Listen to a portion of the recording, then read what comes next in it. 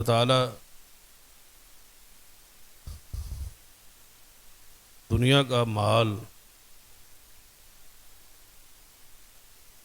ہر انسان کو دے دے، چاہے وہ اس سے محبت کرے یا نہ کرے۔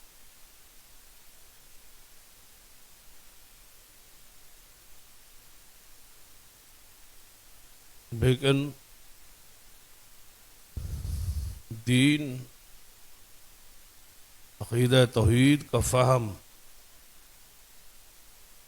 اللہ تعالیٰ ایسے شخص کو بخشتا ہے جس سے وہ محبت کرے۔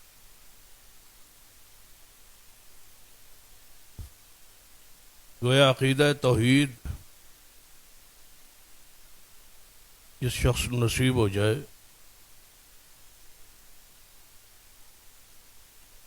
وہ اللہ تعالیٰ کی اس فیصلے پر، تقسیم پر خوش ہو، اور وہ یقین جانے کہ اللہ تعالیٰ اس سے محبت کرتا۔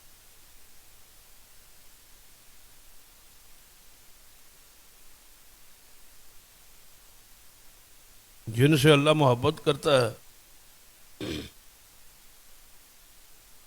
یقیناً ہمارا شمار اس کی رحمت اور فضل سے اسی گروہ سے ہوتا ہے جس سے اللہ تعالیٰ محبت کرتا۔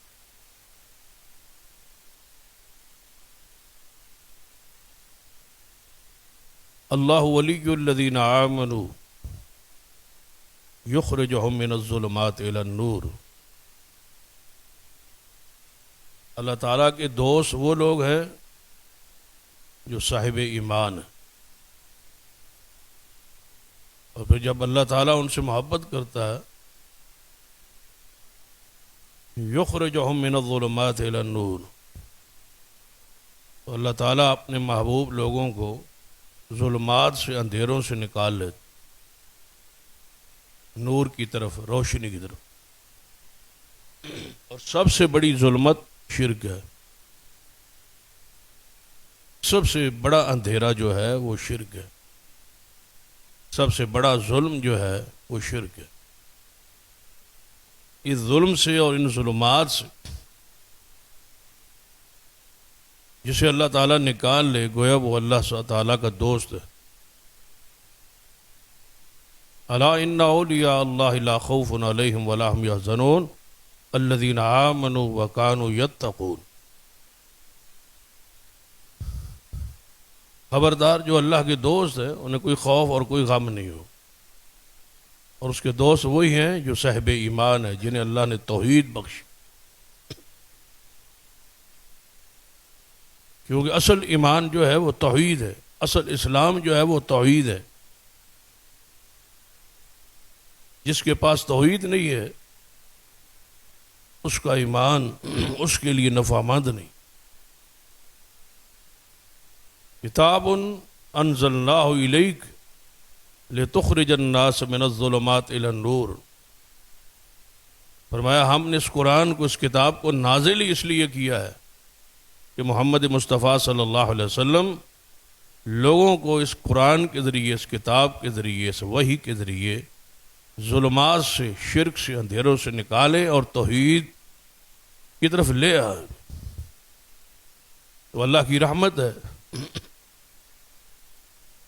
اس کا فضل ہے کہ ہمارے پاس عقیدہ توحید ہے، اس پر اللہ کا شکر ادا کیا گیا۔ نماز اور روزہ، زکوٰۃ، جتنے بھی اعمال ہیں، جتنے بھی ارکان اسلام ہیں، یہ سارے فائدہ مند ہیں، لیکن اس کے لیے جس کے پاس عقیدہ توحید ہے۔ عقیدہ توحید نہیں تو گویا نماز، زکوٰۃ، صدقات، خیرات اور روزہ اور حج، یہ ساری چیزیں سوائے تھکاوٹ کے اور کچھ بھی نہیں۔ عاملۃ ناصبہ تصلی نارا حامیہ۔ اعمال کر کر کے لوگ تھک گئے ہوں گے، لیکن فیصلہ جہنم کا ہوگا۔ اس کی بنیاد یہ ہے کہ عقیدہ توحید درست نہیں۔ نماز کس کے لیے ہے؟ اہل ایمان کے لیے۔ روزہ کس پر فرض ہے؟ یا ایھا الذین آمنوا کتب علیکم الصیام۔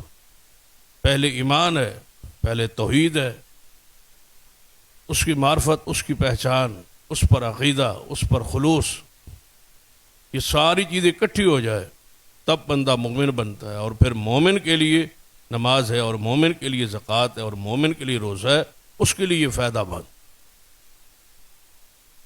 اللہ کا شکر ادا کرے کہ ہم روزانہ اللہ سے دعا کرتے ہر نماز کی ہر رکعت میں، اہدنا الصراط المستقیم، کہ اللہ ہمیں صراط مستقیم عطا کر دے اور راہ مستقیم پر قائم رکھ، اور اس پر ہمارا تسلسل دوام ہمیشگی ہو کہ ہم جب بھی فیصلہ کریں اللہم انی اسألک الہدی، کہ جو فیصلہ بھی ہو ہر حال میں ہم ہدایت پر اور صراط مستقیم پر رہے. یہ دعا یقیناً اللہ نے قبول کر لی اور ہمیں صراط مستقیم بخشا ہے. توحید کے حوالے سے بھی، رسالت کے حوالے سے بھی، اور پورے عقائد اور ایمانیات کے حوالے سے ہم اللہ کے فضل سے صراط مستقیم پر. کیونکہ صراط مستقیم پر کون تھے سب سے پہلے؟ یاسین والقرآن الحکیم انک لمن المرسلین علی صراط مستقیم. اے محمد صلی اللہ علیہ وسلم، آپ یقیناً اللہ کے رسول ہیں اور آپ ہی صراط مستقیم پر ہیں. آپ صراط مستقیم پر کیوں ہیں؟ فاستمسک بالذی اوحی الیک انک علی صراط مستقیم، کہ آپ اللہ کی وحی پر قائم رہیے، آپ صراط مستقیم پر ہیں. محمد مصطفیٰ صلی اللہ علیہ وسلم صراط مستقیم پر ہیں، اور کیوں ہیں؟ کہ وہ وحی پر قائم ہے، اور ہم انہی کی اتباع میں آج تک توحید پر اور سنت پر، وحی پر، اللہ اس کے رسول کی اطاعت پر قائم. اس پر اللہ کا جتنا شکر ادا کرے وہ کم. تو اس حوالے سے حدیث معاذ بن جبل رضی اللہ تعالی عنہ بڑی مشہور ہے، جو صحیح البخاری وغیرہ میں موجود. اس حدیث پر ذرا غور کریں اور توجہ کریں، اور اس حدیث کی روحانیت پر جتنا بھی گہرے انداز میں سوچیں گے تو آپ کی زبان سے ساختہ الحمدللہ ساری تعریف اس کے لیے جس نے ہمیں ہدایت بخشی. وگرنہ قبائل کے قبائل گمراہ، جتھے کے جتھے گمراہ، دنیا کی ڈگریاں ان کے پاس موجود ہے لیکن توحید نہیں. بڑے بڑے قبے اور بڑے بڑے مجاور ہیں اور بڑی بڑی گدیوں کے مالک، لیکن توحید کی معرفت سے معروف. اور ہمارے ایک شیخ تھے، وہ فرمایا کرتے تھے کہ اہل شرک کا عجیب معاملہ ہے، یہ ساری زندگی اللہ سے بیگانہ رہتے، اللہ کی معرفت سے دور رہتے، اللہ کی پہچان ہی نہیں، اس کی ذات سے، اس کی صفات سے، اس کے اسماء سے آگاہی نہیں.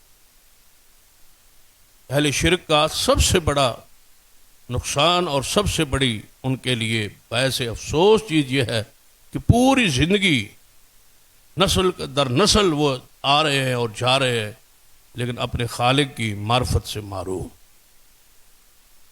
جس نے انہیں بنایا ہے، جس نے پیدا کیا، جس نے دنیا میں لایا ہے، اس کی معرفت سے محروم، اس کی پہچان سے محروم. اور اگلی بات جو ہے فرماتے ہیں کہ اللہ کی معرفت سے تو محروم ہیں ہی ہیں، اہل شرک غیر اللہ کی پہچان سے بھی، معرفت سے بھی وہ محروم ہو چکے. اللہ کی معرفت سے ویسے محروم ہیں، اور غیر اللہ کی معرفت سے، ان کی پہچان سے یا ان کے مقام سے غلط فہمی کا شکار. اس بندے کا کیا حال ہے جو ساری زندگی نہ رب کو پہچان سکا نہ انبیاء کو پہچان سکا. نہ اللہ کو پہچان سکا نہ اولیاء کو پہچان سکا. جو اللہ کے بارے میں اس کا عقیدہ ہے وہ بھی درست نہیں، اور جو اولیاء اور انبیاء کے بارے میں اس کا عقیدہ ہے جو انہیں وہ سمجھ رہا ہے وہ ہے ہی نہیں. جو انہیں شان دے رہا ہے وہ شان ان کی ہے ہی نہیں. جو اختیارات انہیں یہ خود دے رہا ہے یا سمجھ رہا ہے وہ ان کے ہے ہی نہیں. جو کچھ ان سے مانگ رہا ہے وہ اس کے مالک ہی نہیں. جو کچھ وہ یہ جان رہا ہے ان کے بارے میں یہ ان کے اختیارات ہی نہیں ہے. اور اللہ تعالیٰ کی معرفت سے ویسے محروم ہے، اور غیر اللہ کی پہچان کے حوالے سے بھی وہ غلط فہمی کا شکار ہے.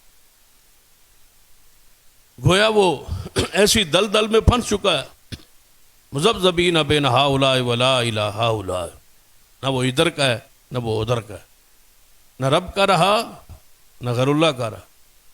رب کی معرفت سے ویسے محروم ہے، اور جن کی وہ عبادت کرتا ہے یکفرون بشرککم یوم القیامہ، قیامت والے دن وہ سارے انکاری ہو جائے. وہ ان کے شرک سے، ان کے اس عقیدے سے، ان کی ان پکار سے، ان کے معبود ان کو بنانے اور سمجھنے سے وہ انکاری ہو جائے. یا اللہ ہم تو ان کو کہا ہی نہیں تھا، ہمارا تو یہ دعویٰ ہی نہیں تھا. ہم نے کب کہا تھا کہ ہم مشکل کشا ہیں؟ ہم نے کب کہا تھا کہ ہم حاجت روا ہیں؟ ہم انہیں کب کہہ آئے تھے کہ ہماری قبریں کبے بنانا اور جبے بنانا اور اس پر عبادت کرنا اور سجدے کرنا؟ ہم تو کہہ آئے تھے لعن اللہ الیہود والنصارى اتخذوا قبور انبیاء مساجد. ہم نے تو انہیں کہہ دیا تھا اذا مات فیہم الرجل الصالح بنوا علی قبرہ مسجدا. ہم تو انہیں کہہ آئے تھے لا تطرونی کما اطرت النصارى المسیح ابن مریم، کہ مجھے نہیں بڑھانا، مجھے نہیں بھی چڑھا ایسے بیان کرنا جیسے عیسائیوں نے اپنے نبی کی شان کو بڑھایا. انت قلت للناس اتخذونی وامی الہین من دون اللہ، اے عیسیٰ ابن مریم آپ کہہ آئے تھے کہ مجھے اور میری ماں کو معبود بنا لینا. عیسیٰ علیہ السلام ہی فرمائیں گے یا اللہ یہ کیسے ہو سکتا ہے؟ جب تک میں ان میں رہا، موجود رہا، میں نے انہیں کچھ نہیں کہا، ایسی کوئی بات نہیں کہی. اور جب تو نے مجھے آسمانوں پہ زندہ اٹھا لیا، جب مجھے پورا آپ نے لے لیا، آسمانوں پہ لے آئے، تو زمین پہ یہ کیا کہتے رہے ہمارے بارے میں؟ ہمارے علم میں کوئی نہیں. عیسیٰ علیہ السلام آسمان پر زندہ ہے، زمین پر ان کے حوالے سے عیسائی کیا کہہ رہے ہیں، انہیں کیسے پکار رہے ہیں، ان کی عبادت کا سلسلہ جاری ہے. قرآن کیا کہتا ہے؟ عیسیٰ علیہ السلام فرمائیں گے کہ مجھے پتہ ہی نہیں. ان زمین پر وہ شرک ہو رہا ہے، آسمان پر زندہ عیسیٰ ابن مریم انکار کر رہے. ہمیں نہیں پتا یہ دنیا میں کیا کہہ رہے، ہم نہیں جانتے تھے میرے جانے کے بعد یہ کیا کہتے رہے. مجھے کوئی پتہ نہیں ہے کہ جب تو نے مجھے زندہ اٹھا لیا آسمانوں پر یہ پیچھے کیا کیا ہمارے بارے میں عقائد نظریات رکھتے رہے، ہمیں اس کی کوئی خبر نہیں. یکفرون بشرککم، وہ تمہارے شرک کا قیامت والے دن انکار کر دیں. تو جو حدیث میں آپ کے سامنے پڑھ رہا تھا صحیح البخاری کے حوالے سے، اس حدیث پہ ذرا غور کریں اور پھر اللہ کا شکر ادا کریں کہ اللہ تعالیٰ نے ہمیں شرک سے محفوظ رکھا، شرک کی خباثتوں سے محفوظ رکھا، شرک کی غلاظتوں سے محفوظ رکھا، شرک سے ہمیں دور رکھا ہے، اور شرک سے نفرت ہمارے دلوں میں بھر دی ہے. اپنی توحید کی معرفت، اپنی ذات کی معرفت اللہ تعالیٰ نے بخشی. صحیح البخاری میں حدیث ہے، سیدنا معاذ بن جبل رضی اللہ تعالی عنہ نبی اکرم صلی اللہ علیہ وسلم کے ساتھ تھے، اور آپ گدھے پر سوار، تو آپ کے پیچھے سیدنا معاذ بن جبل رضی اللہ تعالی عنہ بیٹھے سواری پر. تو آپ نے فرمایا اے معاذ کیا جانتے ہو تم کہ اللہ کا بندوں پر اور بندوں کا اللہ پر کیا حق ہے؟ کیا آپ اس کو جانتے ہیں؟ 3 مرتبہ آپ نے ایسا ارشاد. سیدنا معاذ بن جبل فرماتے یا رسول اللہ صلی اللہ علیہ وسلم اللہ اس کو رسول ہی بہتر جانتے. آپ ارشاد فرمائیں کہ اللہ کا بندوں پر حق کیا ہے؟ اللہ کا حق بندوں پر. آپ نے فرمایا معاذ اللہ کا حق جو ہے بندوں پر یہ ہے کہ وہ خالص اس کی عبادت کرے اور کسی کو اس کے ساتھ شریک نہ ٹھہرائے.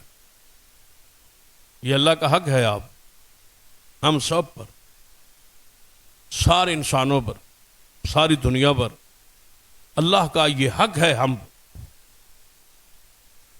جس طرح آپ جانتے ہیں نا کہ یہ ماں کا حق ہے، یہ باپ کا حق ہے، یہ رسول اللہ صلی اللہ علیہ وسلم کا حق، یہ بھائی کا حق ہے، یہ بہن کا حق. جس طرح حق ہو اللہ کا بھی حق ہے اپنی مخلوق پر، اپنے بندوں پر.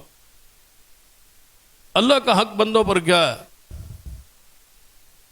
آپ نے فرمایا کہ وہ اس کی عبادت کرے خالص اور کسی کو شریک نہ ٹھہرائے.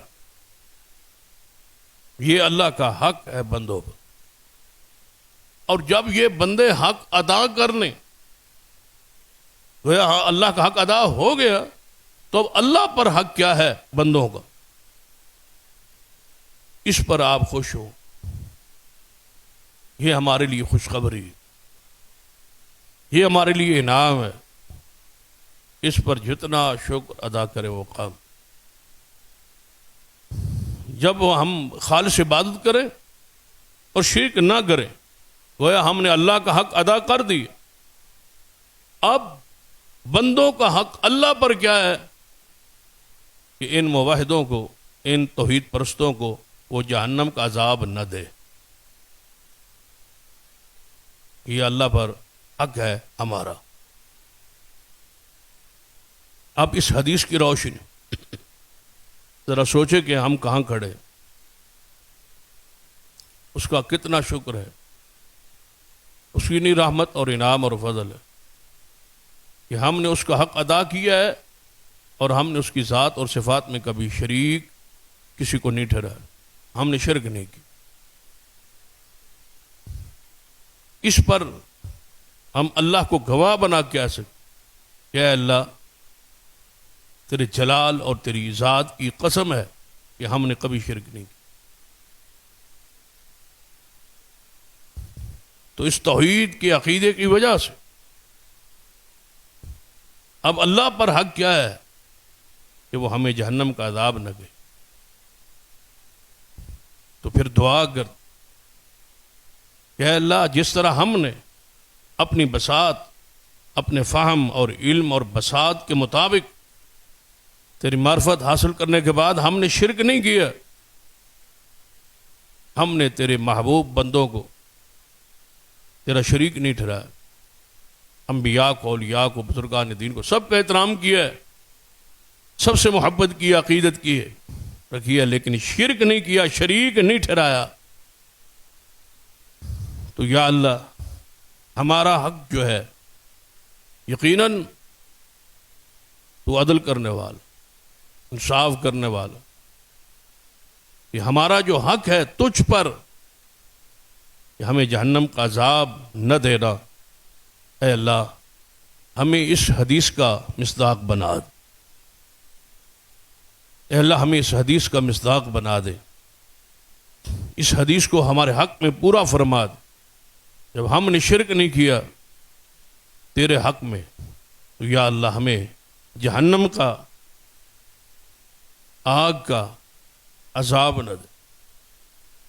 اس وقت پوری دنیا میں اہل شرک کی کوششیں جاری کہ کسی طریقے شرکی عقائد کو، نظریات کو توحید کا لبادہ اوڑ دیا جائے.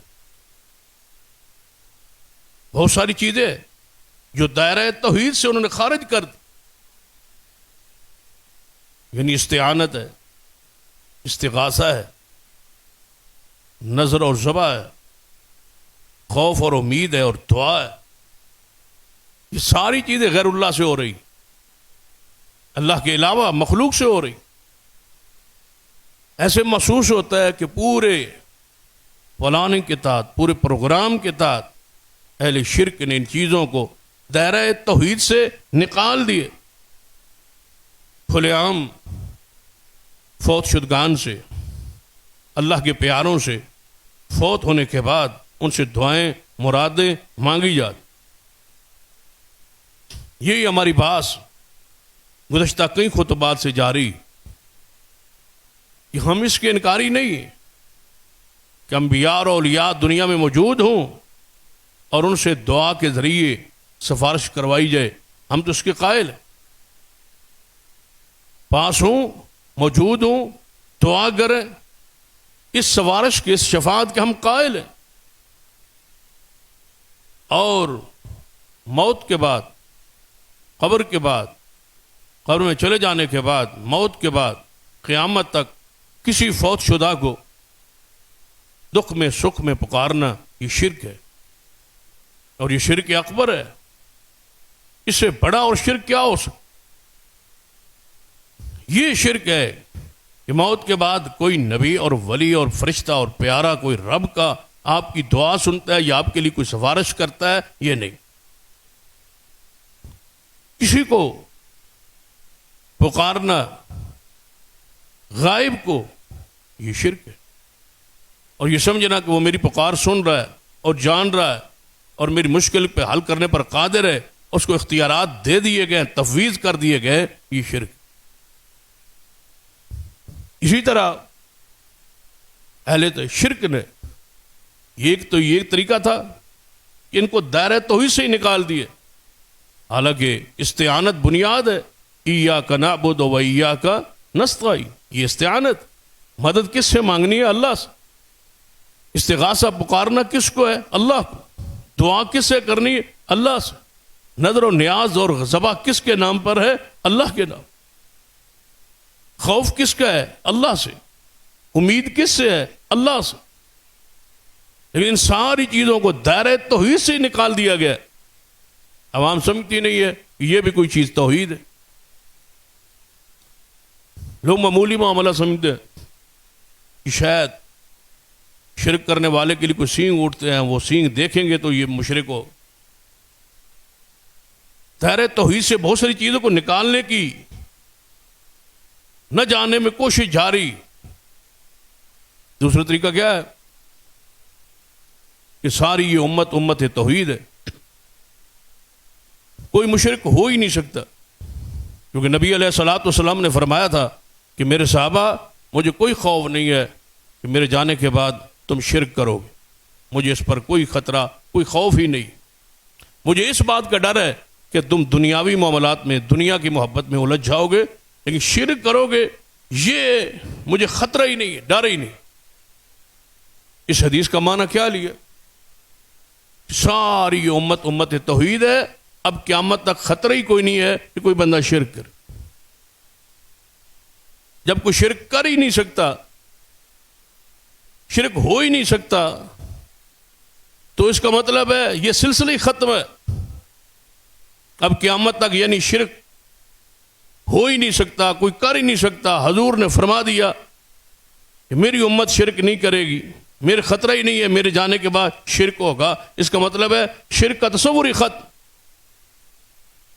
حالانکہ ایسا نہیں۔ نبی علیہ الصلوۃ والسلام کی حدیث ہے صحیح البخاری، اس کا معنی تو وہی ہوگا نا جو محدثین نے، مفسرین نے، شارحین نے بیان کیے۔ فتح الباری کے اندر امام ابن حجر رحمہ اللہ نے دو معنی لیے، اور یہی دو معنی حق ہے۔ ایک معنی یہ ہے کہ رسول اللہ صلی اللہ علیہ وسلم فرماتے ہیں مجھے خطرہ نہیں کہ تم میرے بعد شرک کرو گے، اس سے مراد مصطفیٰ کے صحابہ ہے، ساری امت مراد نہیں، صرف صحابہ ہے، کیونکہ صحابہ کے جنتی ہونے پر اجماع ہے، اتفاق ہے کہ وہ مغفور ہیں، مرحوم ہیں، سارے کے سارے وہ جنت کے وارث و حقدار ہیں، گویا ان میں شرک نہیں آئے گا، کیونکہ حضور کی خبر اور بشارت موجود۔ یہ نہیں ہے کہ حضور کے جانے کے بعد قیامت تک کے لیے کوئی امتی شرک کر ہی نہیں سکتا، یہ شرک ہو ہی نہیں سکتا، یا کرتا رہے تو مشرک ہو ہی نہیں سکتا، یہ نہیں۔ کیوں اگر یہ معنی کریں تو دیگر حدیث کا معنی ختم ہو جائے۔ صحیح بخاری کے اندر یہ حدیث ہے، آپ نے فرمایا اس وقت تک قیامت نہیں آئے گی جب تک میری امت کے کچھ لوگ دوبارہ بتوں کی پوجا نہ شروع کر دیں۔ بتوں کی پوجا کیا ہے؟ شرک ہے، بالاتفاق شرک۔ تو پھر ایک حدیث کا معنی کرتے ہوئے دوسری حدیث کا انکار ہے۔ نبی علیہ السلام نے فرمایا میری امت میں سے جو مشرک نہیں ہوگا اس کو میری شفاعت کا فائدہ پہنچے گا۔ جب شرک ہو ہی نہیں سکتا تو اس حدیث کا معنی کیا ہے؟ نبی علیہ الصلوۃ والسلام نے فرمایا جس جنازے میں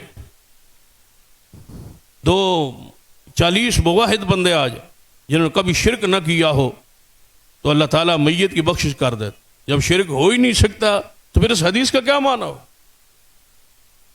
دوسرا معنی جو امام ابن حجر رحمۃ اللہ علیہ نے بیان فرماتے ہیں کہ آپ کی اس حدیث کا یہ معنی اگر عام لیا جائے صحابہ کرام کے بعد اس معنی کو اس حدیث کو جاری رکھا جائے کہ آپ کے بعد آپ نے فرمایا مجھے شرک کا خطرہ نہیں ہے، تو اس کا دوسرا معنی یہ ہوگا کہ آپ کی امت ساری مل کے شرک نہیں کرے، یہ ساری کی ساری مشرک ہو جائے، ساری کی ساری شرک پہ لگ جائے. ایسا نہیں ہوگا، کیونکہ دوسری حدیث ہے کہ میری امت کا ایک گروہ حق پر یعنی توحید پر قائم رہے گا.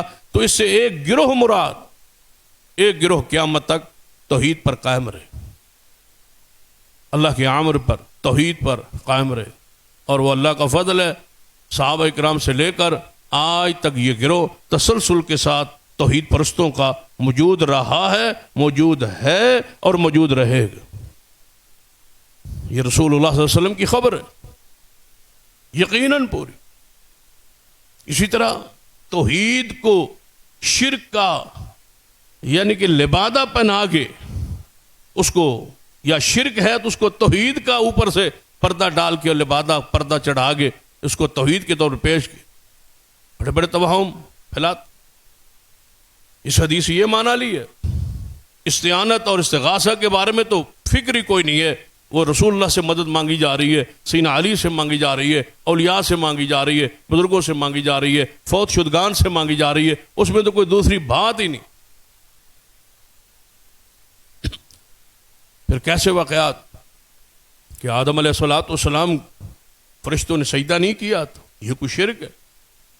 اب سجدے کو جواز دینے کے لیے کیسا طریقہ اختیار کیا کہ آدم علیہ السلام کو سجدہ ہوا تھا، فرشتوں نے کیا، وہ شرک ہے. کہتے ہیں وہ شیطان ہی تھا جس نے نبیوں کو سجدے سے انکار کیا. تو کہتے اسی دن تقسیم ہو گئی تھی. ایک بندے کا تو میں کلپ سن رہا تھا، کہتے اس دن ہی تقسیم ہو گئی تھی کہ شیطان صرف رب کو مانے گا اور ہم پیروں کو اور ولیوں کو اور نبیوں کو بھی سجدہ کریں. وہ فرشتے کر رہے تھے، ہم فرشتوں کے ساتھ ہیں، یہ شیطان کے ساتھ.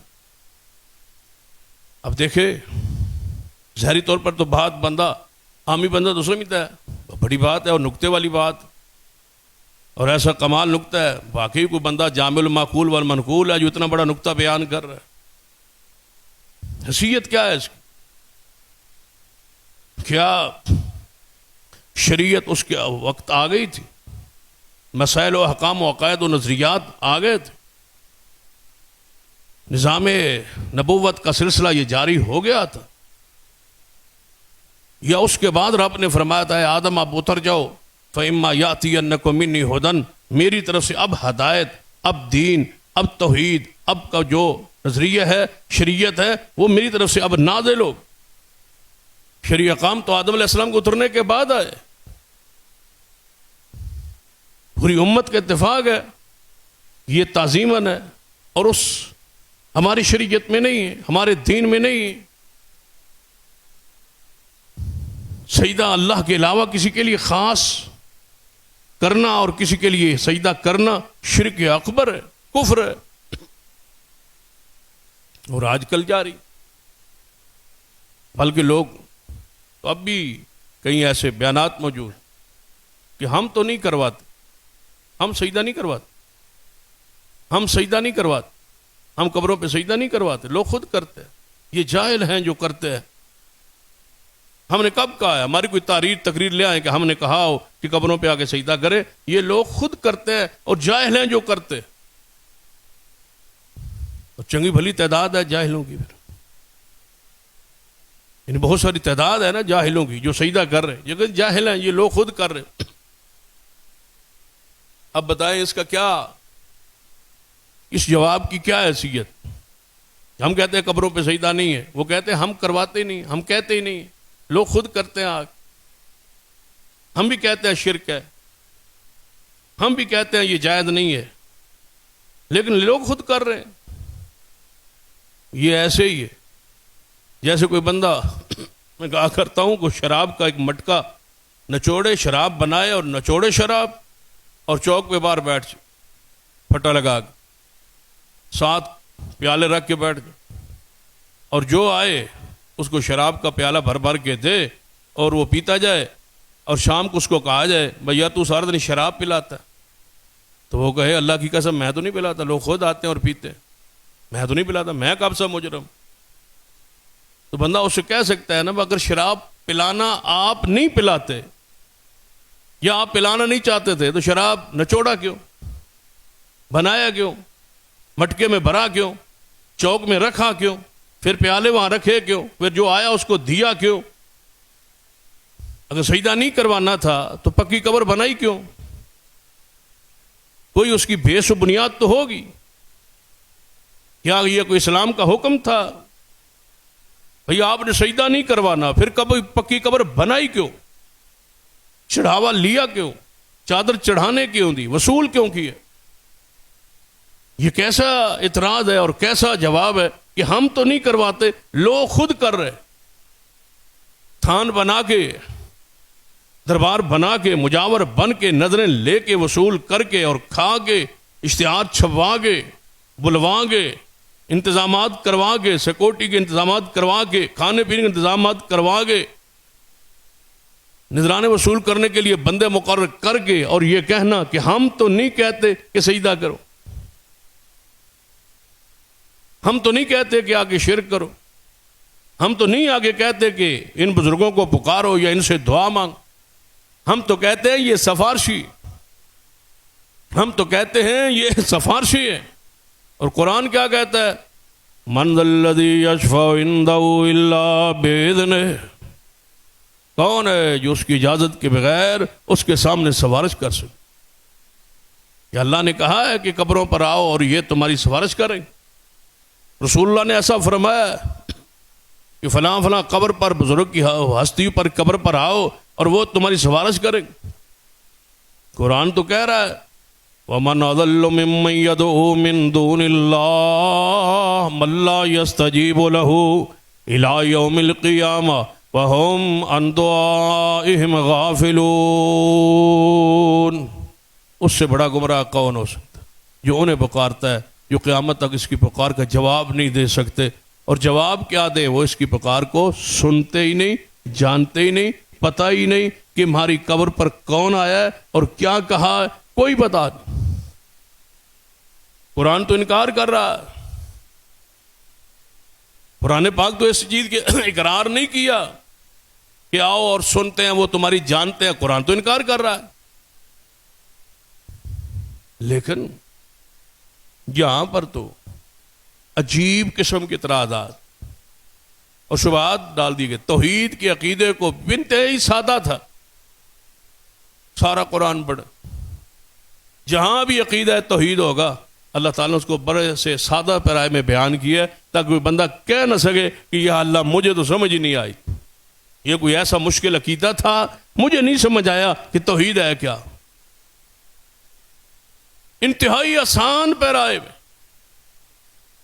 اب اللہ تعالیٰ نے ایک مسئلہ سمجھانا تھا کہ موت کے بعد قبر میں میت جو ہے، یہ بزرگ ہے، وہ تمہاری دعا اور پکار کو سنتے ہیں یا نہیں سنتے، یہ مسئلہ بیان کرنا تھا اللہ تعالیٰ۔ اب اس کو کس پیرائے میں بیان کیا، کس سادہ انداز میں بیان کیا، وہ انداز سنیں اور پھر سوچیں کہ اس کو سمجھنے کے لیے، اس پیرائے کو سمجھنے کے لیے کتنا علم دنیاوی سکول کا یا کوئی علم چاہیے اس کو سمجھنے۔ قرآن پاک کا انداز دیکھیں، مسئلہ کیا سمجھانا تھا کہ قبر والے جو مردے ہیں وہ تمہاری دعا پکار نہیں سنتے، یہ سمجھانا تھا۔ انداز کیا ہے قرآن پاک کا؟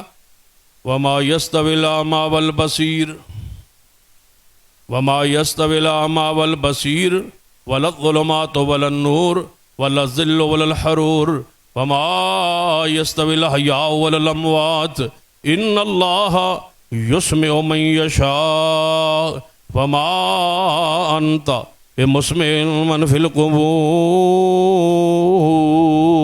فرما دیجئے پیارے حبیب جناب محمد صلی اللہ علیہ وسلم، وما یستوی الاعمی والبصیر، کیا آنکھوں والا اور نبینہ برابر ہو سکتے؟ اب بتاؤ اس کو سمجھنے کے لیے، آنکھوں والا نبینہ، آنکھوں والا نبینہ برابر نہیں ہو سکتے، یہ ان پڑھ بندے کو بھی سمجھ آ سکتا ہے یا نہیں آ سکتا؟ وما یستوی الاعمی والبصیر، کیا آنکھوں والا نبینہ برابر ہے یا اللہ نہیں برابر؟ فرمایا وما یستوی الاعمی والبصیر ولا الظلمات ولا النور، کیا روشنی اور اندھیرے برابر ہیں یا اللہ نہیں برابر؟ ولا الظل ولا الحرور، کیا دھوپ اور سایہ برابر ہے یا اللہ برابر نہیں؟ فرمایا پھر چوتھی بات جو بات سمجھانا چاہتے ہیں، وما یستوی الاحیاء ولا الاموات، پھر مردے اور زندے بھی برابر۔ اب کہتا ہے پھر مردے اور زندے برابر نہیں، یہ کیوں نہیں سمجھتے؟ دھوپ اور سائے کو سمجھتے ہو برابر نہیں، آنکھوں والا نبینہ برابر نہیں، یہ سمجھتے ہو، عقل والو سمجھتے ہو کہ روشنیاں دیرے برابر نہیں۔ اللہ فرماتا ہے پھر چوتھی بات کیوں نہیں سمجھتے؟ وما یستوی الاحیاء ولا الاموات، مردے اور زندے آپس میں برابر نہیں۔ ان اللہ یسمع من یشاء، جس کو اللہ چاہے سنا دے، یہ اللہ کی شان۔ وما انت بمسمع من فی القبور، اے محمد صلی اللہ علیہ وسلم قبر والوں کو آپ بھی نہیں سنا سکتے، آپ بھی نہیں سنا سکتے۔ عامی بندے کا سنانا تو دور کی بات ہے، تمہارے امتی کا سنانا تو دور کی بات ہے۔ وما انت، آپ نہیں سنا سکتے ہیں محمد صلی اللہ علیہ وسلم، جو قبروں میں ان کو آپ اپنی بات آپ نہیں سنا سکتے، آپ نہیں سنا سکتے، تو اور پھر کون ہے جو سنانے پر قادر ہو؟ لیکن یہاں اتنا الجھایا گیا عقیدہ توحید، اتنا خلط ملط اس کو کیا گیا ہے تاکہ عامی آدمی کے سمجھ میں نہ آئے کہ یہ عقیدہ ہے کیا۔ سارے پڑھتے ہیں لا الہ الا اللہ کے سوا کوئی معبود نہیں، وہ کہتے ہیں الہ کا معنی یہ ہوتا ہے معبود، عبادت نہیں ہم کرتے، ہم کب عبادت کرتے؟ یعنی استعانت عبادت ہی نہیں ہے، استغاثہ عبادت ہی نہیں ہے، یعنی ہم کہہ رہے ہیں یا اللہ مدد، یہ عبادت ہی نہیں ہے۔ اگر یہ عبادت نہیں ہے تو پھر عبادت کیا ہوگی؟ دعا ہی تو عبادت ہے، پکار ہی تو عبادت ہے، قرآن نے اس کو عبادت کہا ہے، دعا ہی عبادت ہے۔ یہ دعا عبادت نہیں ہے تو پھر اور عبادت ہے کیا؟ الدعاء والعبادہ، دعا ہی تو عبادت، لہو دعوت الحق، اسی کی پکار حق، باقی ساری پکاریں باطل۔ لیکن کہتے کیا ہے کہ نہیں، ہم معبود نہیں سمجھتے، الہ کا معنی معبود ہوتا ہے اور صرف معبود نہیں ہوتا، الہ کا معنی بہت وسیع ہے۔ اگر قرآن پڑھ، قرآن پاک 20واں جو پارہ ہے، اس کی ابتدائی 4-5 آیات ایسی ہیں جہاں اللہ نے لفظ الہ کا معنی خود کیا ہے۔ الہ کا معنی صرف یہ نہیں ہوتا، اس کے علاوہ عبادت کے لائق کو نہیں، الہ کا معنی معبود، اس کا معنی کی وسعت قرآن پاک سے دیکھ، 20واں پارے کا آغاز پڑھے، لفظ الہ کا معنی جو لا الہ، جو کلمہ توحید میں الہ کا لفظ ہے، جو کلمہ طیبہ میں لفظ الہ ہے، اس کے کئی معنی قرآن نے خود بیان کی۔ قرآن پاک نے کیا فرمایا؟ امن خلق السماوات والارض، امن خلق السماوات والارض وانزل لكم من السماء ماء، فرمایا میرے محبوب جناب محمد صلی اللہ علیہ وسلم، ذرا بتائیے، ان سے پوچھئے کون ہے آسمانوں کو بنانے والا، کون ہے زمین کو بنانے والا، کون ہے آسمانوں سے پانی اتارنے والا، بارش اتارنے والا، آسمانوں سے پانی دینے والا کون ہے؟ فَأَنبَتْنَا بِهِ حَدَائِقَ ذَاتَ بَهْجَةٍ، پھر اس پانی کے ساتھ سبزہ اگانے والا، باغات اگانے والا، یہ کون ہے ذات؟ ما کان لکم ان تنبتوا شجرا، تم درخت اگانے پر قادر نہیں، تم باغات اگانے پر قادر نہیں، تم فصل اگانے پر قادر نہیں۔ کون ہے جو زمین بنانے والا، آسمان بنانے والا، اور تمہارے لیے بارش اتارنے والا، پھر اس بارش کے ذریعے تمہاری لیے کھیتیاں اگانے والا؟ آگے کیا فرما؟ اِلٰہُ اللہ بل ہم قوم یعدلون، فرما مابو جی پوچھئے ان سے اِلٰہُ اللہ، ہے کوئی اللہ کے ساتھ اور الہ جو یہ کام کر سکے؟ الہ کا معنی کیا ہوگا؟ قرآن خود کہہ رہا ہے الہ کون ہوتا ہے؟ جو آسمان بنائے۔ الہ کون ہوتا ہے؟ جو زمین بنائے۔ الہ کون ہوتا ہے؟ لا الہ کا معنی کیا ہوگا؟ کوئی نہیں آسمان بنانے والا الا اللہ، مگر اللہ۔ لا الہ الا اللہ، کوئی نہیں زمین بنانے والا مگر اللہ۔ لا الہ الا اللہ، کوئی نہیں اللہ کے سوا بارش دینے والا، کوئی نہیں اللہ تبارک و تعالیٰ کے سوا جو انگوریاں اگائے، باغات اگائے، فصل اگائے۔ الٰہ اللہ۔ دوسری آیت مبارکہ فرما امن جعل الارض قرارا وجعل خلالها انہارا، فرما کون ہے جو تمہارے لیے زمین کو یہ قرار دیا، سکون دیا؟ اگر اللہ تعالیٰ اس کو قرار ختم کر دے، ایک لمحے میں یہ زمین الٹ پلٹ ہو جائے۔ زلزلہ دیکھتے نہیں ہو؟ تھوڑا سا جھٹکا لگتا ہے تو حالت کیا ہوتی؟ بیٹھے بیٹھے جب جھٹکا آتا ہے بندہ جھولنے لگتا ہے، ہر چیز ڈولنے لگتی ہے۔ کوئی ہے، کوئی پیر، کوئی فقیر، بزرگ جس کا دربار یا جس کی جگہ یا جس کا گھر زلزلے سے محفوظ ہو، وہاں نہ آیا ہو؟ فرمایا کون ہے جس نے زمین کو قرار دیا؟ کون ہے جس نے زمین کے اندر نہریں چلائیں؟ وَجَعَلَ لَهَا رَوَاسِيَ، کون ہے جس نے پہاڑ، یہ پہاڑوں کو قائم کیا؟ وَجَعَلَ بَيْنَ الْبَحْرَيْنِ حَاجِزًا، اللہ فرماتے ایک اور میں اپنی شان بتاتا ہوں۔ کون ہے جو دو سمندروں کے درمیان، بین البحرین، دو سمندروں کے درمیان، دو پانیوں کے درمیان؟ فرمایا اکثریت لوگوں کی جاہل ہے، نہیں جانتی میری شان کیا ہے، میرا مقام کیا ہے۔ اب الہ کا معنی کیا ہوگا؟ لا الہ الا اللہ،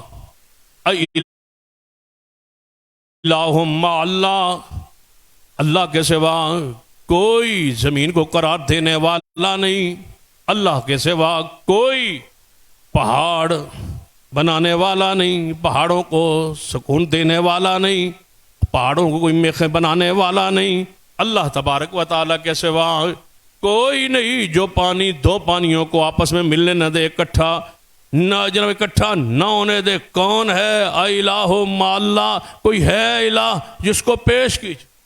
قرآن پاک کی تیسری آیت، لفظ الہ کے معنی کو خود قرآن بیان کر رہا ہے۔ فرما امن یجیب المضطر اذا دعا ویکشف السوء، کون ہے جو مجبور حال، پریشان حال بندے کی پریشانی کو ہر وقت سنے اور اس کی پریشانی کو دور کرے؟ میرے سوا کوئی ہے تو لاؤ۔ وَيَجْعَلُكُمْ خُلَفَاءَ الْأَرْضِ، اور تمہیں زمین میں اپنا خلیفہ بنائے، قرار دے، سکون دے، اور میرے سوا کوئی ہے جو تمہاری مشکل کے وقت دعا سنے؟ کئی وقت ہوتے ہیں، کئی مقامات ایسے کہ حضور سو رہے ہیں، بزرگ سو رہے ہیں، علماء سو رہے ہیں، صلحاء سو رہے ہیں، اولیاء سو رہے ہیں، بزرگان دین سو رہے ہیں۔ بتاؤ جب سوئے ہوئے ہوں تو پھر بندوں کی، مخلوق کی پکار کون سنے؟ وہ ہے جو سوتا ہی نہیں۔ فرمایا کون ہے جو مجبور بندے کی مشکل وقت میں پکار کو سنے؟ امن یجیب المضطر اذا دعا، جب اس کو پکارے، جس وقت پکارے،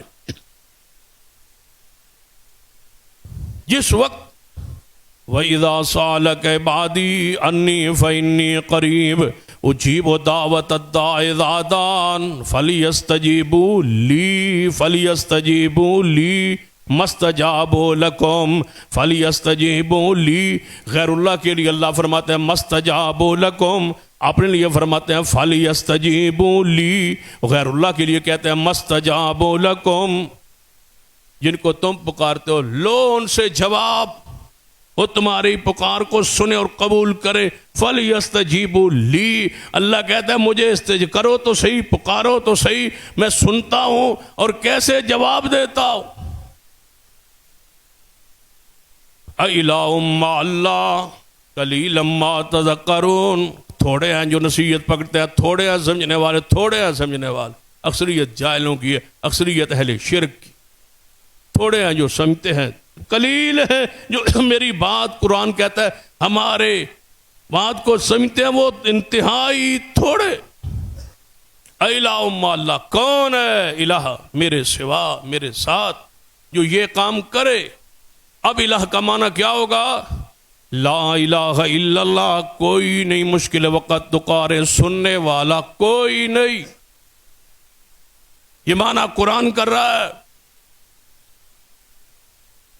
لغت نہیں، قرآن کر رہا ہے۔ الہ مع اللہ، قرآن اپنی تفسیر آپ کر رہا ہے۔ سب سے بہترین تفسیر یہ ہے کہ قرآن اپنی تفسیر آپ کرے، الہ کا معنی خود قرآن کر رہا ہے، صرف لغت پر نہیں چھوڑا کہ جو اس کا معنی فلاں کہ وہ ہے، رب کی آیات لفظ الہ کے معنی کو بیان کر رہی ہے۔ الہ مع اللہ، اللہ فرماتے ہیں کون ہے جو مشکل وقت تمہاری دعا اور پکار سنے اور تمہیں زمین میں خلیفہ بنائے، زمین میں تمہیں رکھے۔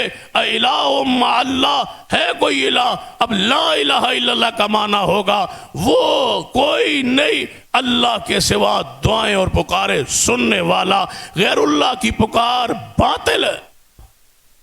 جب بھی پکاریں گے اللہ کو،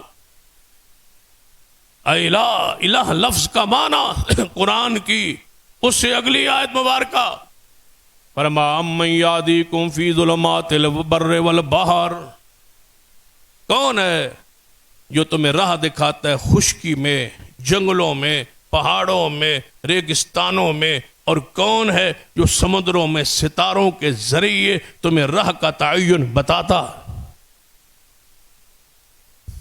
جائیں خشکی میں، ریت کے ٹیلوں، بڑے بڑے ریگستان ہے جہاں بندے کو کوئی راہ معلوم ہی نہیں ہو۔ ہمارے ساتھ خود عرب ایک ریگستان میں واقعہ پیش کہ ہم ریگستان میں تھے تو پھرتے رہے راہ ہی نہ معلوم ہو کہ ہم نے واپس کس راہ سے آئے اور کس راہ سے جانا ہے۔ جب محسوس کیا نا گھنٹہ ڈیڑھ پھرتے ہمیں یہاں سے کوئی راہ نہیں معلوم ہو، تو وہاں ہمیں ایک عربی بدو نظر آیا، اس سے پوچھا راہ، تو اس نے کہا راہ تو میں آپ کو بتاتا ہوں، جائیں گے کیسے، کس طرح آپ اس راہ پر چلتے جائیں۔ اس نے بڑے پیارے انداز سے کہا کہ آپ یہاں سے چلیں اور یہ جو سورج ہے نا سامنے آسمان پہ چڑھا ہوا، اس سورج کو آپ اپنے ماتھے کے سامنے رکھنا ہے، جب یہ ماتھے سے ادھر ہو جائے یا ادھر ہو جائے سمجھو آپ بھول گئے۔ خشکی اور تری میں راہوں کو کون بتاتا ہے؟ یہ نشانات کس نے قائم کی ہے؟ اللہ کی قسم رب کے سوا کوئی۔ امن یہدیکم فی ظلمات البر والبحر، کون ہے جو خشکی اور تری میں، سمندروں کی تہ میں، یہ جتنے جہاز سفر کرتے تھے حضور کے زمانے بحری بیڑے، یہ ستاروں سے راہ معلوم ہے، یہ ستارہ اس طرف جاتا ہے، یہ اس طرف جاتا ہے، یہ ایسے لے کے جائے گا، اس کو یہاں رکھنا ہے تو سیدھا جائیں گے، اگر یہاں نہ رکھا تو یہ بندہ نہیں پہنچے گا منزل مقصود۔ میں کون ہے؟ وَمَن يُرْسِلِ الرِّيَاحَ بُشْرًا بَيْنَ يَدَيْ رَحْمَتِهِ، کون ہے جو بارش سے پہلے تمہیں سامان سمیٹنے کے لیے بدل چڑھاتا ہے اور ہوا بھیجتا ہے تاکہ تم سنبھالا کر لو، یہ کون ہے؟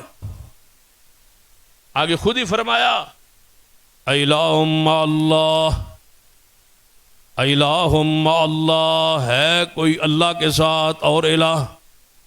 تعالی اللہ عما یشرکون، بلند ہے اللہ اس سے، پاک ہے اللہ اس سے جو تم اس کے شریک بناتے ہو۔ کون ہے الہ اللہ کے ساتھ؟ اب کیا معنی ہوگا اللہ کے سوا؟ لا الہ الا اللہ، اللہ کے سوا خشکی اور تری میں راستے بتلانے والا کوئی نہیں۔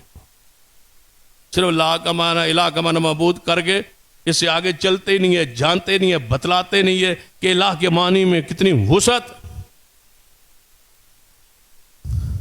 قرآن پاک کی آیت مبارک اس سے اگلی، امن یبدأ الخلق ثم یعیدہ، کون ہے جس نے نئے سرے سے کائنات بنائی، مخلوق بنائی، ثم یعیدہ، پھر وہی ہے جو اس کو لے جائے گا، لٹائے گا۔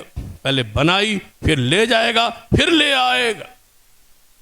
وَمَن يَرْزُقُكُم مِّنَ السَّمَاءِ وَالْأَرْضِ، کون ہے جو تمہیں آسمان سے اور زمین سے رزق عطا کرتا ہے؟ کون ہے جو رزق دیتا ہے؟ جن کے تم سمجھتے ہو وہ تو خود تجھ سے مانگتے ہیں، خود تم سے لیتے ہیں۔ مخلوق میں سے کوئی ایسی ہستی نہیں ہے جس کو رزق اختیار اللہ نے دیا ہو کہ آپ رزق دے۔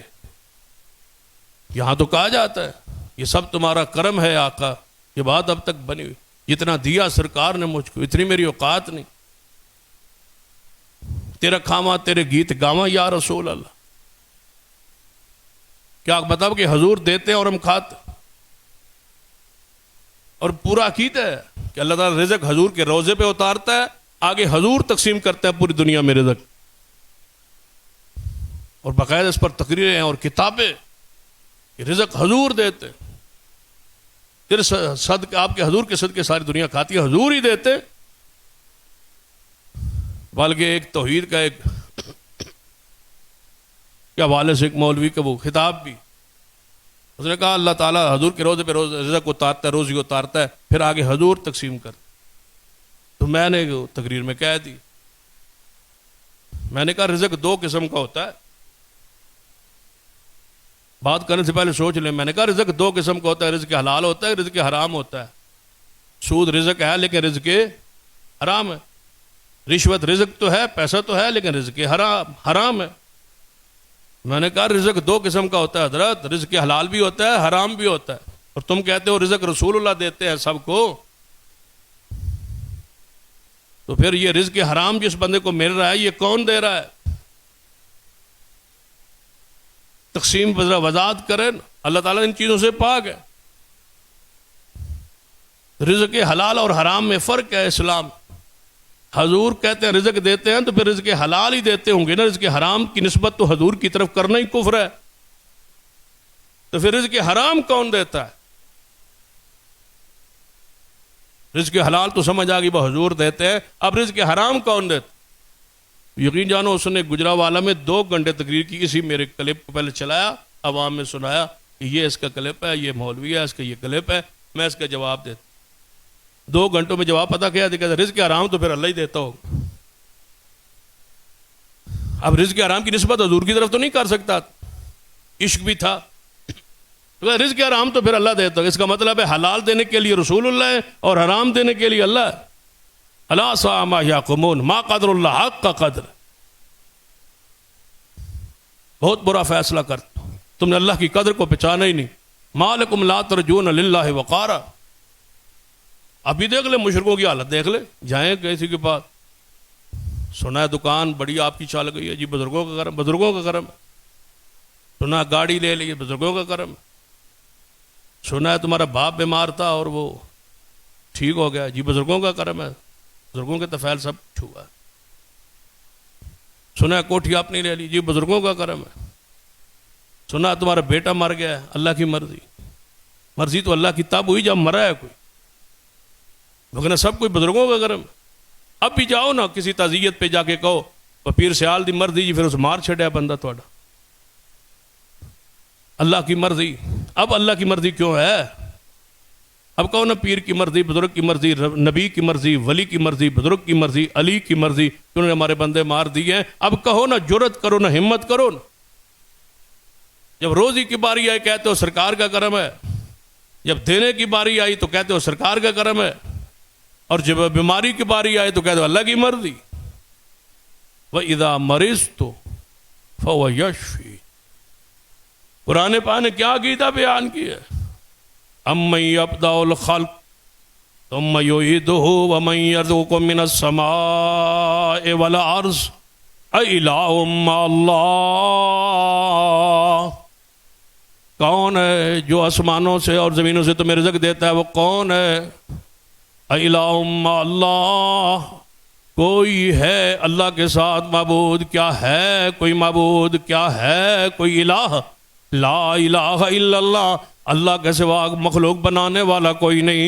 لا الہ الا اللہ. اللہ کے سوا یہاں سے لے جانے والا کوئی نہیں. لا الہ الا اللہ. اللہ کے سوا واپس لانے والا کوئی نہیں. لا الہ الا اللہ. اللہ کے سوا آسمانوں سے رزق دینے والا کوئی نہیں. لا الہ الا اللہ. اللہ کے سوا زمینوں سے رزق دینے والا کوئی نہیں. الہ مع اللہ. کوئی نہیں اللہ تبارک و تعالیٰ کے سوا کوئی ہے معبود. قل ہاتوا برہانکم ان کنتم صادقین. ہاتوا برہانکم. اگر ہو سچے تو دلیل لے آؤ. ہاتوا برہانکم. اللہ فرماتے ہیں قرآن پاک کی اس آیت مبارک ہے آخر میں ہاتوا برہانکم ان کنتم صادقین. اگر اپنے دعوے میں عقیدے میں سچے ہو تو دلیل لے آؤ. اور آگے آیت نے کمال کر دیا. فرمایا قل لا يعلم من في السماوات والأرض الغيب إلا الله وما يشعرون أيان يبعثون. اللہ فرماتے ہیں فرما دیجئے پیارے حبیب جناب محمد صلی اللہ علیہ وسلم رب کے سوا زمین و آسمانوں کا غیب جانتا ہی کوئی نہیں. جب جانتا ہی کوئی نہیں تمہاری مشکلات کو، کوئی جانتا ہی نہیں تمہارے دکھوں کو، کوئی جانتا نہیں تمہاری حالات کو، کیفیات کو، تو پھر کون ہے جو اس کے سوا مشکل کشا حاجت روا ہو؟ جب اس کے سوا کوئی جانتا ہی نہیں تمہارے اندر کے حالات کیا ہیں اور تمہارے کیا چیز ضرورت ہے، اور نہ ان چیزوں کو جاننے والا ہے، نہ ان چیزوں پر کوئی قادر ہے، تو پھر معبود کون ہوا؟ اللہ. معبود اللہ. اس توحید پر جیے اور اسی توحید پر مریے. اللہ مجھے اور آپ کو توفیق دے. اقول قولی ھذا واستغفر اللہ لی ولکم ولسائر المسلمین وآخر دعوایا الحمدللہ.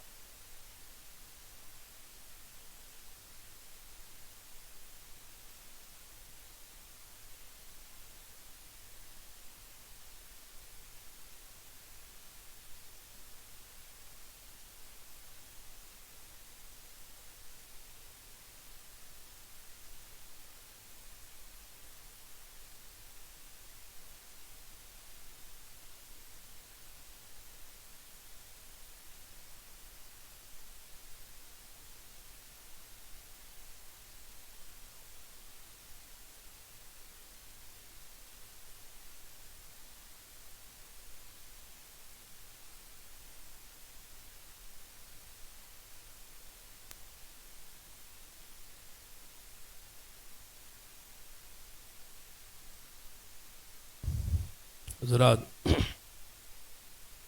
یہ اعلان ہے بروز اتوار 10 بجے دن جامعہ فاطمۃ الزہراء للبنات میں انشاءاللہ مقامی مبلغات کے علاوہ فیصل آباد سے مبلغات تشریف لا رہی ہے. یہ پروگرام جامعہ فاطمۃ الزہراء کو جو ہر اتوار کو ہوتا ہے صبح 10 بجے انشاءاللہ ہوگا. دوسرا اعلان ہے جامعہ مریم للبنات کا سالانہ جو ہے اجتماع وہ انشاءاللہ 6 اپریل کو بروز جمعرات کو صبح 8 سے لے کر ظہر کی نماز تک یہ جامع مسجد ابو ہریرہ عزیز بٹی ٹاؤن میں خواتین کا یہ سالانہ اجتماع ہوگا جو ہر ماہ رمضان میں ہوتا ہے. اس میں مائیں بہنیں بیٹیاں ضرور شرکت فرمائیں. تیسرا مسئلہ ہے کہ روزے کی حالت میں پانی کی بھاپ لے سکتا ہے. بعض بندوں کو سانس کی تکلیف ہوتی ہے تو وہ اس سے یا ایسی بیماری تکلیف جسے بھاپ لینا اس کے لیے ضروری ہوتا ہے. اگر بیماری تکلیف میں ایسا ہو تو انشاءاللہ کوئی بات نہیں ہے، بھاپ لی جا سکتی ہے اور ناک وغیرہ کو کھولنے کے لیے دوائی وغیرہ استعمال جو ہوتی ہے وہ ہو سکتی ہے. جو چیز معدے میں نہ جائے اس کا تعلق روزے کے ساتھ نہیں ہوتا. وہ آنکھ کا سرما ہو، وہ کان کی دوائی ہو، ناک کی دوائی ہو، یا منہ میں مسواک ہو یا برش وغیرہ جو کرتے ہیں وہ ہو، اس میں کوئی کبات کوئی حرج والی بات نہیں ہے، لیکن معدے میں کوئی چیز نہیں جانی چاہیے۔ اس کے بعد جامع کے حوالے سے اعلان کرنا مقصود ہے، اس پہ اب آپ جو ہے توجہ فرمائے کہ جامع امام بخاری اہل حدیث مقام حیات بفضل اللہ تعالی آپ اس کے ساتھ ہر سال تعاون اپنی زکوٰۃ صدقات اور خیرات سے کرتے ہیں، اور یہ عظیم الشان ایک سلسلہ ہے جو جاری ہے۔ یقین جانی جمعہ کا وقت تھوڑا تھا، وگرنہ میرے ارادے میں یہ تھا کہ اس حوالے سے کچھ بیان کروں کہ اہل شرک نے شرک پر کتنا خرچ کیا ہے اور کتنا کرتے، اور اہل توحید جو ہے انہیں اپنے مراکز مدارس کی قیام اور مضبوطی اور استحکام میں کتنا خرچ کرنا چاہیے۔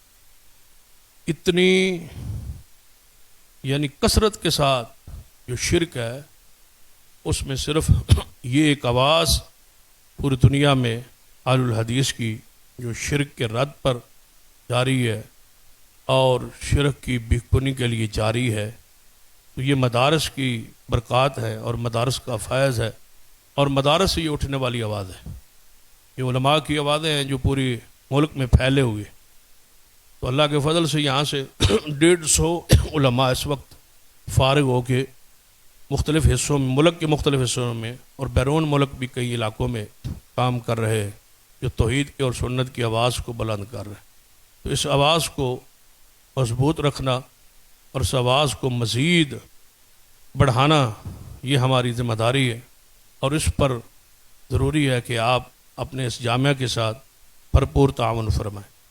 ان ساتھیوں کو پیغام ہمارا بذریعہ جو ہے وہ رسید پہنچ گئی ہے، جو سالانہ تعاون دوست کر، ان سے بھی گزارش ہے، اور دوسرے دوستوں سے بھی جو آئے ہوئے ہیں ان سے بھی گزارش ہے کہ جامعہ کا بجٹ جو ہے اس وقت 4.25 کروڑ روپے ہے، 35 لاکھ ماہانہ اس کا خرچ ہے، 22 لاکھ اس کی تنخواہیں ہیں، باقی 5 لاکھ کے قریب تقریباً اس کا راشن ہے، اور اسی طرح 2 سے 2.5 لاکھ کی سبزی ہے، اور دیگر بلز وغیرہ، یہ 35 لاکھ روپے اس کا سالانہ ماہانہ بجٹ ہے، جو 4.25 کروڑ سالانہ بجٹ بنتا۔ تو یقین جانیے کہ یہ بجٹ انتہائی مشکل مراحل سے گزر کے پورا ہوتا ہے، اور اللہ کا فضل ہے یہ پورا ہو رہا ہے، اور پوری طرح امانت دیانت کے ساتھ یہ چل رہا ہے۔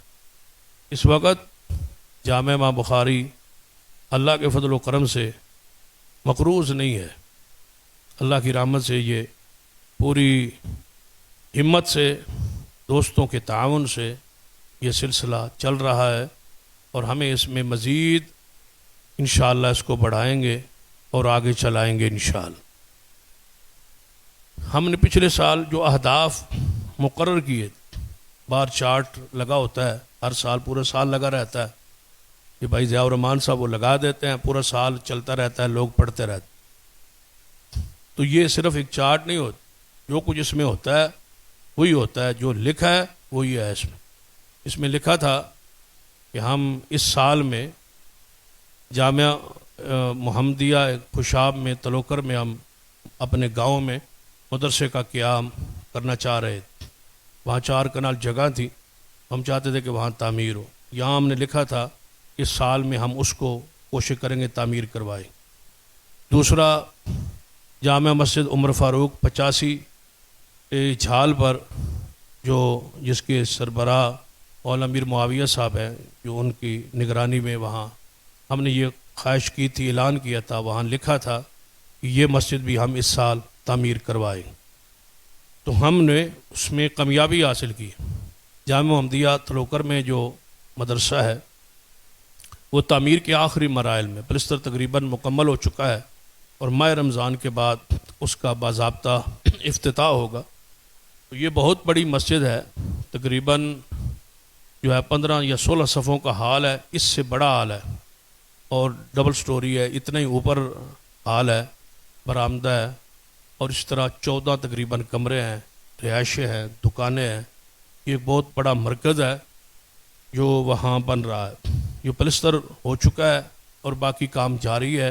ماہ رمضان کے بعد انشاءاللہ اس کا افتتاح ہے۔ اسی طرح ہم نے لکھا تھا 85 جھال کی مسجد، تو مولانا میر معاویہ صاحب اتفاق سے وہ مسجد موجود ہے، ان کی مسجد جو ہے وہ اللہ کے فضل سے اور دوستوں کے تعاون سے آخری مراحل میں پہنچ گئی ہے، وہاں تراویح وغیرہ شروع ہو گئی ہے، اور وہ جگہ بھائی ہمارے صفدر صاحب درگر ان کے توسط سے ہمیں ملی تھی، تو وہ تعمیر ہو چکی ہے، پلستر ہو چکا ہے، اب رگڑائی اس کی جو ہے وہ ماربل کی جاری ہے۔ رمضان شریف کے اندر ہی انشاءاللہ اس کا باضابطہ افتتاح جو ہے، ویسے تراویح شروع کر دی ہے لیکن اذان اور تراویح تو ہے وہ شروع ہو چکی ہے، لیکن باضابطہ افتتاح انشاءاللہ ماہ رمضان کے اندر ہی رگڑائی مکمل ہوتی ہے 2-4 دنوں میں، تو وہاں قالین وغیرہ بچھوا کے انشاءاللہ اس کا افتتاح۔ اسی طرح تیسری مسجد جو ہمارے اہداف میں نہیں تھی لیکن اللہ کے فضل سے وہ بھی سید پور میں جو تحصیل بھیرا کے گاؤں ہیں وہاں پر مسجد بن چکی ہے، تعمیر ہو چکی ہے، افتتاح بھی ہو چکا ہے، نماز جمعہ شروع ہو چکا ہے۔ یہ سال میں ہم نے 3 مساجد اس ادارے کے علاوہ تعمیر کی ہے۔ ساتھ ہم نے پچھلے سال اعلان کیا کہ ہم انشاءاللہ جامعہ کو اور مسجد کو سولر پہ کرنے کا پچھلے رمضان شریف کے جمعے میں نے اعلان کیا تھا، اس میں ہم کریں گے انشاءاللہ اس کو سولر پہ۔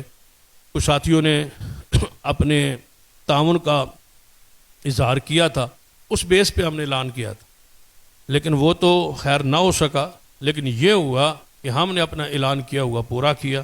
اس وقت پوری مسجد اور پورا جامعہ سولر پہ ہو چکا ہے، اور 33 پھاٹک بھی سولر پہ مرکز وہ بھی ہو چکا ہے۔ جامعہ مریم بھی انشاءاللہ چند دنوں میں رمضان کے اندر ہی وہ بھی سولر پہ ہو جائے گا، اور یہ 1.5 کروڑ کی ایک کثیر رقم سے ہم نے اس کو اسی سال میں یہ 3 مساجد اور ساتھ یہ 1.5 کروڑ، یہ بھی 2 مسجدوں 4 مسجدوں سے زیادہ جو ہے بجٹ ہے، یہ بھی ہم نے طے کیا اور مقرر کیا، اور اللہ کے فضل سے ہم اس میں کامیاب ہو گئے۔ اب پورا ادارہ ہمارا سولر پہ چل رہا ہے۔ اسی طرح ساتھ ہم نے تعمیر کا اعلان کیا تھا، تو وہ بھی اوپر آخر منزل پہ کچن بن رہا ہے، نیچے 2 ہال، ڈائننگ ہال اور یہ ایک رہائشی بچوں کا ہال، یہ تینوں ہال تعمیر کے آخری مراحل میں ہے انشاءاللہ۔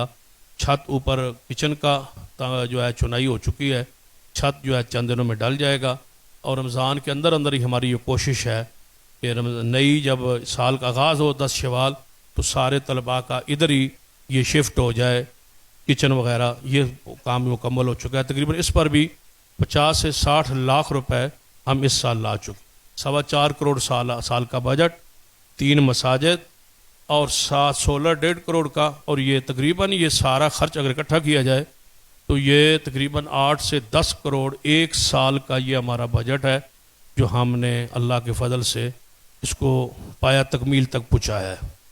اب آپ سے گزارش ہے کہ آئندہ سال کے ہمارے اہداف جو ہیں وہ VIP ٹاؤن مسجد عزیز بٹو ٹاؤن کے سامنے جو مسجد ہے وہ کافی 2-3 سالوں سے بارشوں کی وجہ سے گر چکی تھی، تو اس کی بنیادیں بن چکی ہیں۔ ہم اس سال انشاءاللہ اس مسجد کو پایا تکمیل تک پہنچائیں گے۔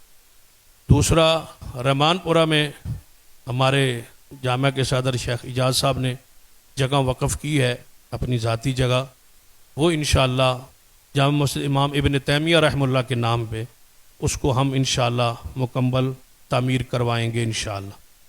اسی طرح فرید گارڈن میں یہ 39 بائی پاس پر ہماری خواہش بھی تھی، اور ہمارے جامعہ کے پرنسپل پروفیسر عبد المبین صاحب اور ان کے بھائی سر عتیق الرحمان صاحب، ان کی والدہ محترمہ کی یہ خواہش تھی کہ وہاں ان کی رہائش ہے کہ وہاں مسجد بنائی جائے، تو ہم انشاءاللہ فرید گارڈن میں یہ تیسری مسجد ایک سال میں یہ 3 مساجد ہم انشاءاللہ مکمل کروائیں گے۔ کیا خیال ہے آپ کا؟ یہ 3 مساجد جو ہے یہ ہم انشاءاللہ اس سال میں ہمارا ہدف ہے کہ ہم یہ تینوں بنانی ہے۔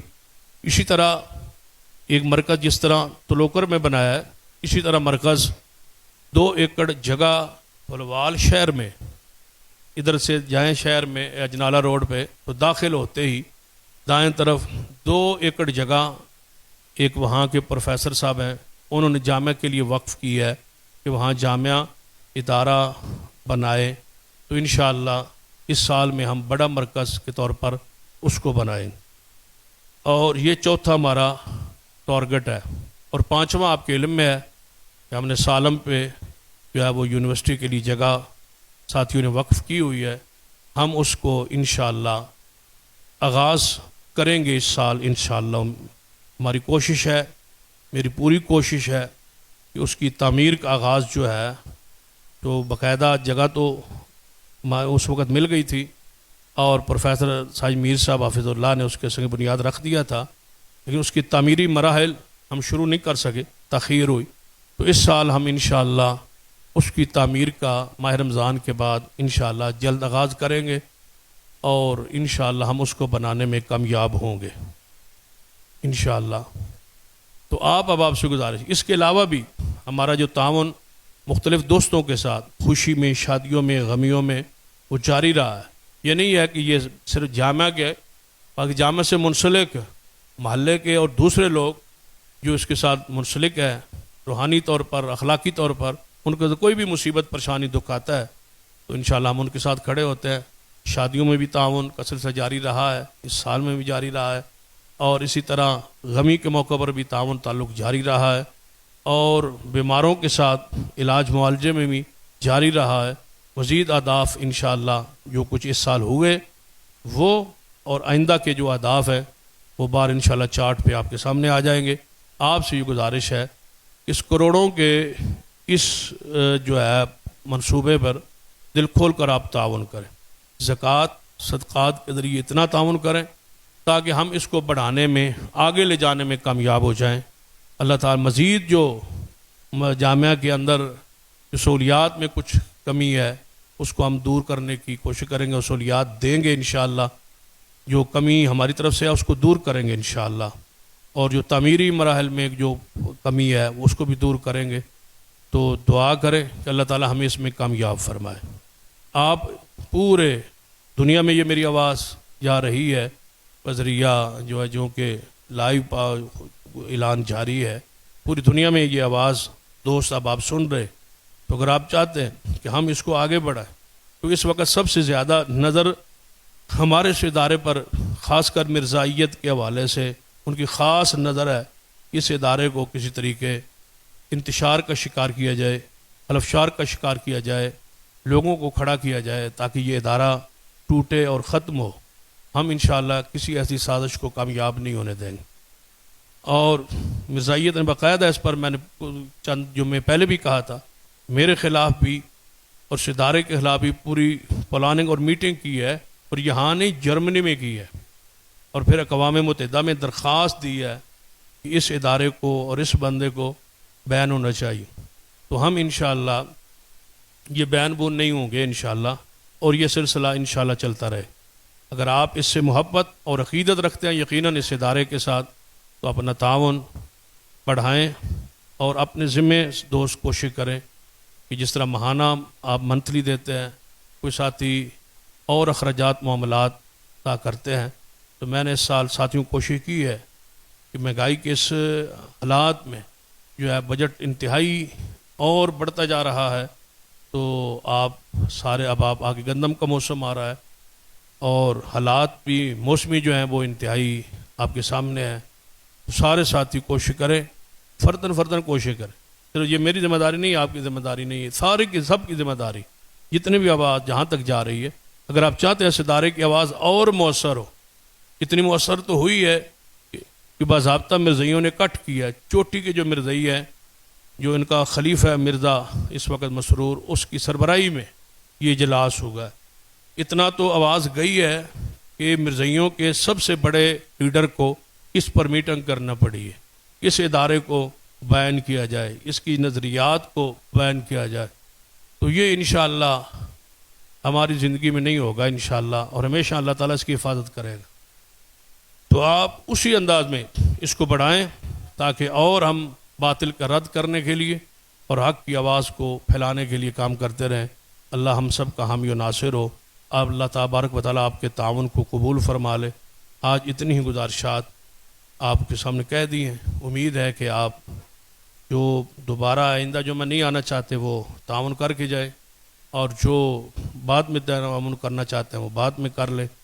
تو آئندہ خطبہ جمعہ جو ہے وہ ہمارے جماعت کے ناظم اعلیٰ جناب حافظ محمد یونس آزاد صاحب جو ناظم اعلیٰ مرکزی جمعیت حدیث پنجاب ہیں، وہ تشریف لا رہے ہیں. وہ کہتے ہیں کہ میں خطبہ جمعہ میں نے دینا ہے، تو وہ تشریف لا رہے. تو جمعہ خطبہ انشاءاللہ آئندہ وہ دیں گے، اور میں بھی انشاءاللہ یہی ہوں گا. تو لیکن خطبہ جمعہ حضرت مولانا حافظ محمد یونس آزاد صاحب کا ہوگا. بر وقت تشریف لائیے گا اور ان کے خطبہ سے استفادہ کیجیے گا. اس طرح بھائی ہمارے داؤد صاحب، ان کے عالیہ کی بھتیجی بیمار ہے، دعا کریں اللہ تعالیٰ انہیں شفا کاملہ بخشے. اللہ تعالیٰ ان کا آپریشن ہے دماغ کا، دعا کریں اللہ تعالیٰ ان کو اس بیماری سے نجات دے دے، شفا کاملہ عاجلہ عطا فرما دے. اور جو ہماری جماعت کے بزرگ فوت ہو چکے، اللہ تعالیٰ سب کی جنت میں درجات بلند فرما دے، سب کے درجات جنت میں بلند فرما دے. جو قریب میں ہمارے سیٹھ محمد شریف صاحب فوت ہوئے، اس طرح اور جماعتی ساتھی جو بانی سے جامعہ کے بانی اور مسجد کے بانیوں سے لے کر آج تک جتنے ہمارے بزرگ فوت ہو چکے، اللہ ان سب پر رحمت نازل فرمائے. وہ یہ ان کا صدقہ جاریہ ہے، یقیناً یہ ان کا صدقہ جاریہ ہے. اللہ تعالیٰ حاجی محمد اسماعیل صاحب، حاجی عطا اللہ صاحب اور حاجی محمد شریف صاحب جو اس مدرسے کے بانی تھے، اور حاجی صاحب اس مسجد کے بانی تھے، اللہ تعالیٰ ان کی جنت میں درجات بلند فرما. مجھے آج بھی یاد ہے کہ ہم یہاں سے نکلے، یہ جگہ ہمارے پاس نہیں تھی ساتھ والی. تو حاجی محمد شریف اللہ ان کی قبر پر رحمتیں فرمائے، یہاں سے گزرے تو انہوں نے کہا کہ ایک وقت آنا ہے یہ جگہ بھی مدرسہ ہی ہوگی انشاءاللہ. تو جب بھی میں ایسا یہاں اکثر گزرتا ہوں تو وہ یاد آتی ہے، وہ فرمایا کرتے یہ جگہ انشاءاللہ مدرسہ بنے گی، وقت آئے گا ہم دیکھیں نہ دیکھیں یہ جگہ مدرسہ بنے گی. لیکن انہوں نے تو نہیں دیکھا، لیکن یہ جگہ مدرسہ بن چکی ہے. یہ ان لوگوں کی دعائیں، یہ ان لوگوں کی کوششیں ہیں، یہ ان لوگوں کا خلوص ہے کہ جو اس کی بنیاد میں مرزا محمد بشیر رحمہ اللہ کی بات مجھے یاد آتی ہے. یہ جب پہلی دفعہ ہم نے ادارہ شروع کیا تو دروازے پہ جا کے ہم نے اس چندے کو مانگا، اور انہوں نے کہا یہ عصری اور دینی علوم کا حسین امتزاج ہوگا. یہ جملہ انہوں نے لکھا تھا، یعنی کہ پہلے دن انہوں نے اپنے ہاتھوں سے لکھا، اور آج تک ہمارے جامعہ کا وہی الفاظ، وہی جملہ، وہی ماٹو آج تک لکھا ہوا ہے کہ دینی و عصری علوم کا حسین امتزاج. یہ جملہ انہوں نے لکھا، آج تک یہ ادارے کا بنیاد رہا ہے کہ عصری علوم بھی ساتھ ساتھ چلتے رہے، دینی علوم بھی چلتے رہے. یہ وہ بزرگوں کی خلوص تھا، اللہ تعالیٰ ان پر رحمت نازل فرمائے. مرزا عبدالرحیم صاحب تھے، مرزا عبداللطیف صاحب تھے، اللہ ان سب پہ، ماسٹر عبدالعزیز صاحب تھے. یہ ان کے سب بزرگوں کا خلوص ہے. اللہ تعالیٰ ان کی درجات بلند کر دے، اللہ ان کی قبروں کو جو روز جنت کا ٹکڑا بنا دے. جتنے بھی ہمارے جماعتی بزرگ جن کے والدین یہاں اولادیں بیٹھی ہیں، ساری آپ کے والدین جو اولادیں جہاں بیٹھی ہیں، اللہ تعالیٰ ان کے والدین فوت ہو چکے ہیں تو ان پہ رحم فرما دے، ان کی قبروں کو جنت کے باغ بنا دے. اقول قولی ھذا واستغفر اللہ لی ولکم ولسائر المسلمین. الحمدللہ نحمد